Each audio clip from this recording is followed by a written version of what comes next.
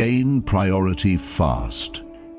Are you constantly feeling overwhelmed by endless tasks, commitments, and responsibilities? Do you find yourself drowning in a sea of distractions, unable to focus on what truly matters? Perhaps you've tried countless productivity systems, only to find yourself back where you started, frustrated, scattered, and without a clear sense of direction. What if I told you that the ancient Stoics held the key to cutting through the noise and gaining priority fast?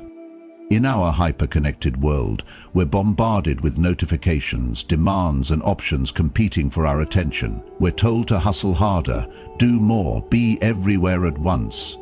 But what if this relentless pursuit of everything is precisely what's keeping you from achieving anything meaningful? What if gaining true priority isn't about adding more to your plate, but about ruthlessly eliminating what doesn't matter? Today, we're going to explore 5 powerful Stoic lessons that will help you gain priority fast, not through complicated systems or productivity hacks, but through timeless wisdom that cuts to the core of what truly matters. These aren't just theoretical concepts, they're practical principles that have guided some of history's greatest minds through chaos and uncertainty. Throughout this video, I want to hear from you. In the comments below, share your biggest struggle when it comes to prioritizing what matters in your life. What's the one thing that consistently pulls you away from your most important goals? Let's learn and grow together as we explore these Stoic lessons. Ready to begin?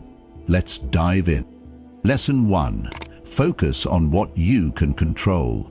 Our first Stoic lesson for gaining priority fast centers on the dichotomy of control, perhaps the most fundamental principle in Stoicism. This powerful concept draws a clear line between what is within our control and what lies beyond it. Think about your current priorities and the things that occupy your mind daily. How many of them are actually within your sphere of influence?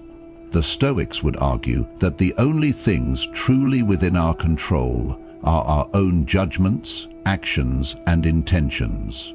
Everything else, other people's opinions, external events, outcomes, even our reputation, falls outside our complete control. When you apply this principle ruthlessly to your life, something remarkable happens. Clarity emerges from chaos. By directing your energy solely toward what you can influence, you eliminate the mental and emotional drain of worrying about things beyond your reach. This isn't about ignoring external realities.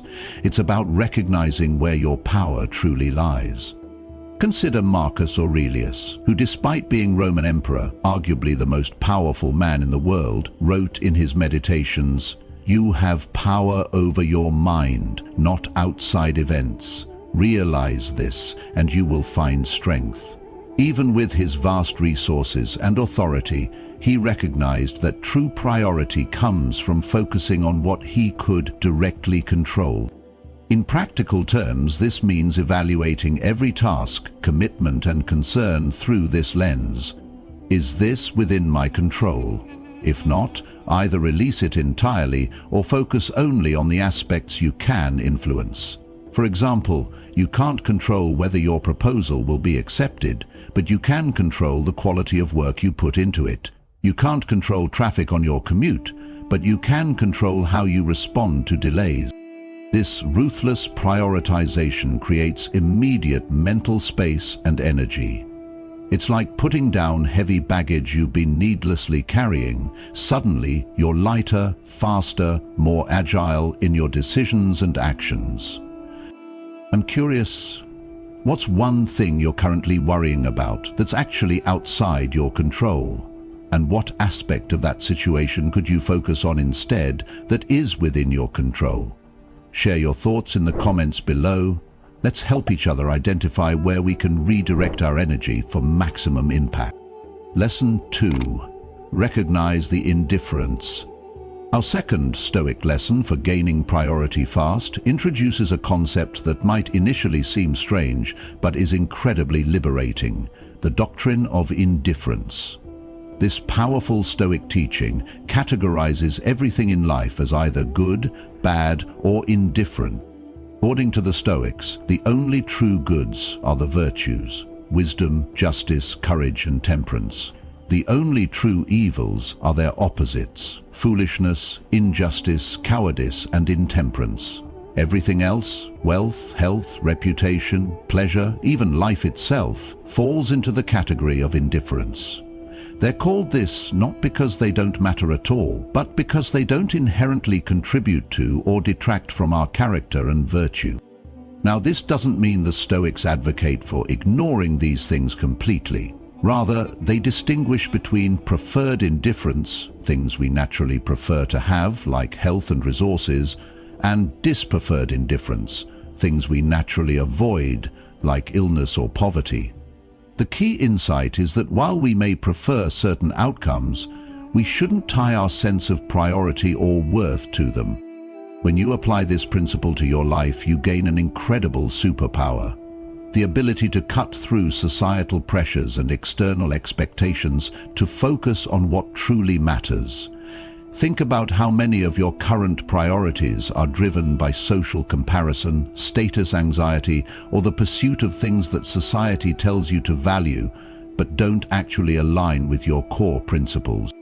Epictetus, who lived as both a slave and later a respected philosopher, understood this deeply. He taught that external circumstances don't determine our worth or happiness.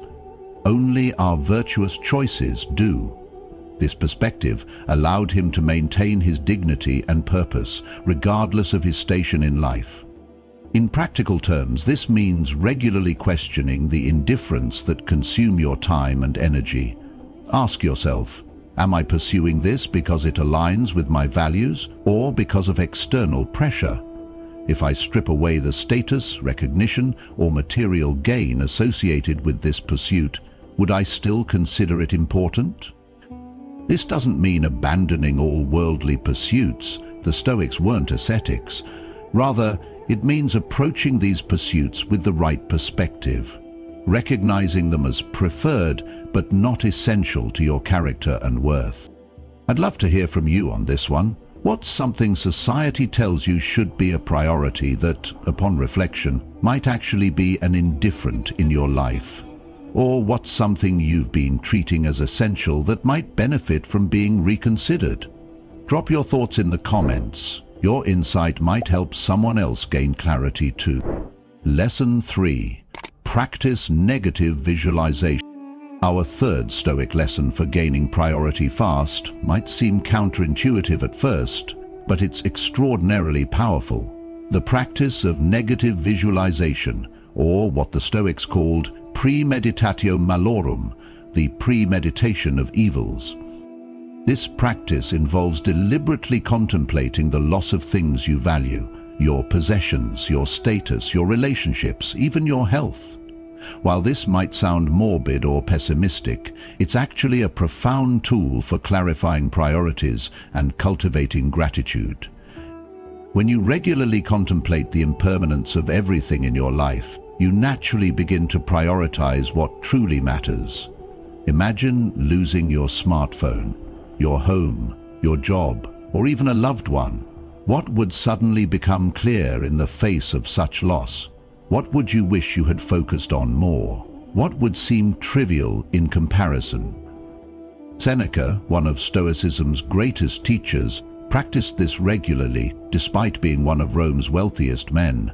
He wrote, "Set aside a certain number of days, during which you shall be content with the scantiest and cheapest fare, with coarse and rough dress, saying to yourself the while, 'Is this the condition that I feared?' By voluntarily experiencing discomfort and imagining worse scenarios, he maintained perspective on what truly mattered. This practice creates a sense of urgency around your true priorities. When you recognize that nothing is guaranteed, that your time, resources, relationships, and opportunities are all temporary, you naturally become more intentional about how you allocate your attention and energy. Negative visualization also cultivates profound gratitude for what you currently have. which further clarifies priorities. When you've contemplated the absence of something, its presence becomes more precious. This gratitude isn't just a pleasant emotion, it's a priority-setting mechanism that helps you recognize what you truly value. In practical terms, try setting aside a few minutes each day to contemplate what your life would be like without something you value. How would losing your job affect your priorities? What would you miss most if your health declined? If you had only 1 year to live, what would suddenly become important or unimportant? I'm curious to hear your experiences with this practice. Have you ever had a moment where the potential loss of something suddenly clarified your priorities? Or, if you're trying this practice for the first time, what insights emerged? Share your reflections in the comments below. Your experience might provide valuable perspective for others. Lesson 4. Embrace virtue as the highest good. Our fourth Stoic lesson for gaining priority fast centers on the cornerstone of Stoic philosophy, virtue as the highest good. For the Stoics, virtue wasn't just one priority among many, it was the ultimate priority, the only thing that is good in an absolute sense. The Stoics identified 4 cardinal virtues: wisdom, knowing what is good, bad, and indifferent; justice, treating others fairly and with kindness; courage, standing firm in the face of fear; and temperance, exercising moderation and self-discipline. These virtues weren't abstract ideals, but practical guides for daily decision-making and priority setting. When you embrace virtue as your highest priority, decision-making becomes remarkably clear. Every choice, commitment, and action can be evaluated through this lens. Does this align with wisdom, justice, courage, and temperance? If yes, it deserves your attention. If no, it should be deprioritized or eliminated entirely. Marcus Aurelius, despite the endless demands of ruling an empire, maintained this focus on virtue. He wrote, "Just that you do the right thing. The rest doesn't matter." This clarity allowed him to navigate complex political situations without losing his moral compass or sense of purpose.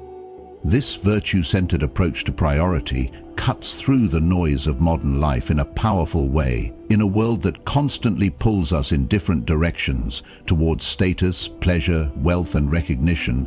The focus on virtue provides a stable reference point. It's like having a compass that always points true north, regardless of the changing landscape around you.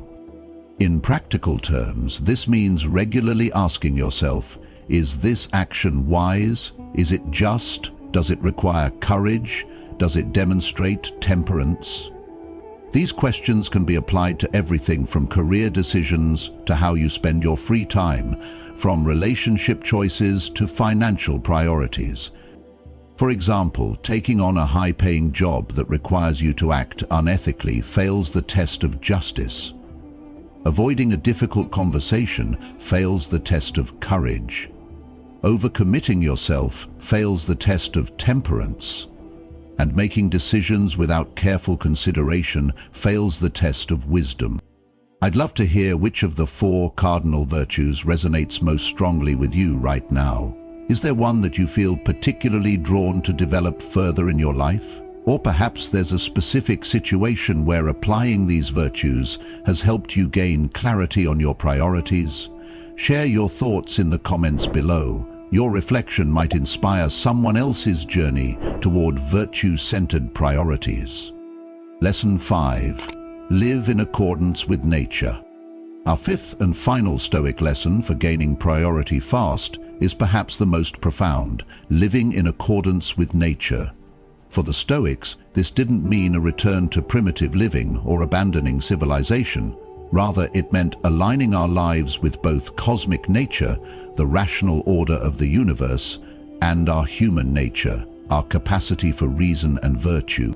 This principle teaches us to recognize our place in the larger order of things, to understand our natural capacities, limitations, and responsibilities.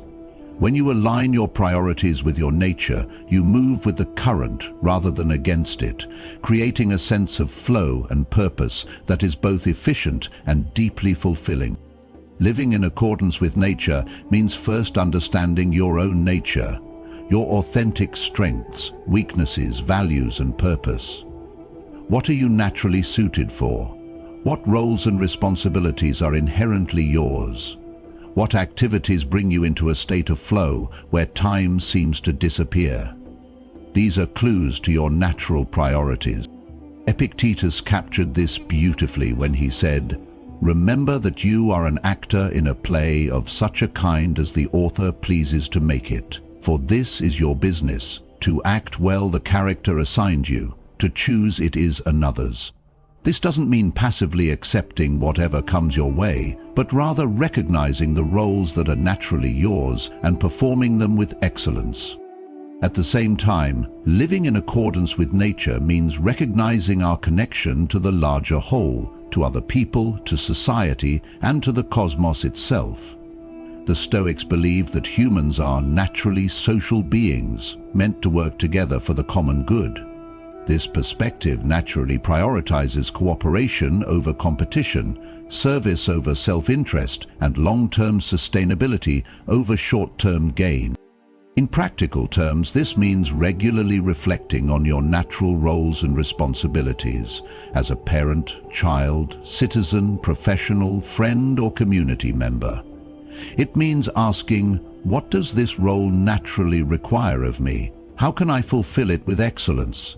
It also means considering how your actions affect the larger systems you're part of, from your immediate relationships to the global community.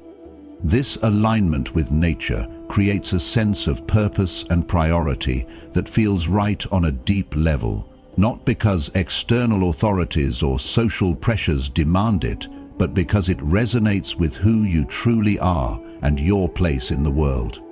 I'm curious, what role or responsibility in your life feels most natural to you?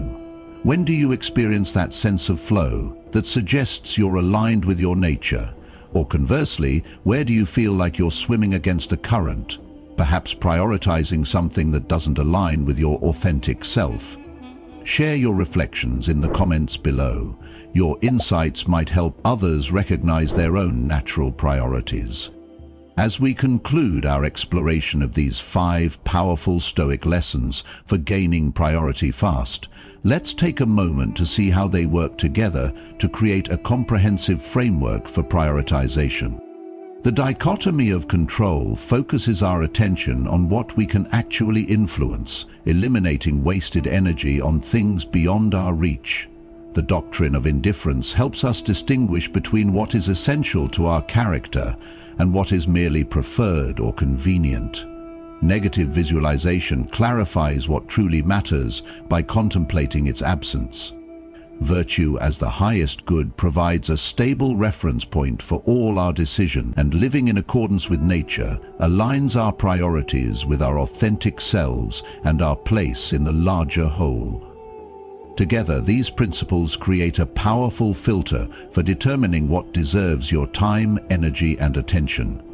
They cut through the noise of modern life, the endless distractions and demands, to reveal what is truly important. Remember, gaining priority isn't about doing more, it's about doing what matters. It's not about adding more to your plate, but about ruthlessly eliminating what doesn't align with your values, your nature, and your capacity for virtue. It's about quality of attention rather than quantity of activity. As Seneca wisely noted, it is not that we have a short time to live, but that we waste a lot of it. These Stoic lessons help us stop wasting our precious time on the non-essential so we can focus on what truly matters. I want to thank you for joining me on this exploration of Stoic wisdom.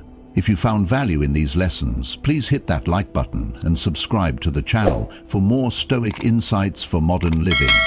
Share this video with someone who might benefit from these timeless principles. And most importantly, I want to hear from you.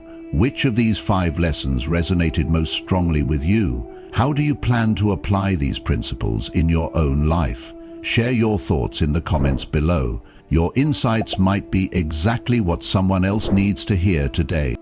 Until next time, remember the words of Marcus Aurelius. Very little is needed to make a happy life. It is all within yourself, in your way of thinking. Focus on what truly matters, and everything else will fall into place.